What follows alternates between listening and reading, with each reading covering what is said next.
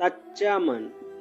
एक ग्वाला रोजाना अपनी गायों को जंगल में नदी किनारे चराने के लिए ले जाता था। जंगल में वह प्रतिदिन एक संत के यौगिक क्रियाकलाप देखता था। संत आंखें और नाक बंद कर कुछ यौगिक क्रियाएं करते थे। ग्वाला संत के क्रियाकलाप बड़े गौर से देखता था। एक दिन उससे रहा नहीं गया। उत्सुकतावश उसने संत से यौगिक क्रियाओं के बारे में पूछ लिया।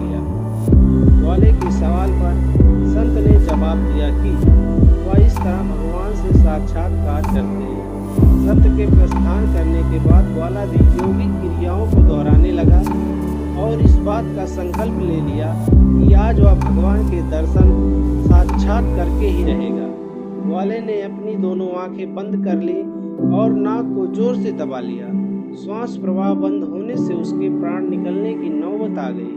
उधर कैलाश पर्वत पर महादेव का आसन डोलने लगा। शिव जी ने देखा कि ये ग्वाला उनसे साक्षात्कार करने के लिए कठोर तप कर रहा है। उसके हठ को देखकर शिव जी प्रकट हुए और बोले, वत्स, मैं तुम्हारी तपस्या से प्रसन्न हूँ, आंखें खोलो। ग्वाले ने बंद आंखों से इशारा कर पूछा, आप कौन हो? भोलेनाथ ने कहा, मैं वही भगवान हूँ जिसे पाने के लिए तुम इतना कठोर तप कर रहे हो। ग्वाले ने आंखें खोली और सबसे पहले एक रस्सी लेकर आया। चूंकि उसने कभी भगवान को देखा नहीं था, इसलिए उसके सामने पहचान का संकट खड़ा हो गया। उसने भगवान को पेड़ के साथ रस्सी से बांध दिया और साधु को बुलाने के लिए भाग कर गया।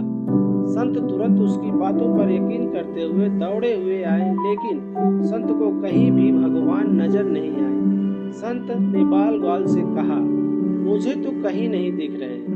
तब ग्वाले ने भगवान से पूछा, प्रभु, आप यदि सही में भगवान हो तो साधु महाराज को देख क्यों नहीं रहे हो?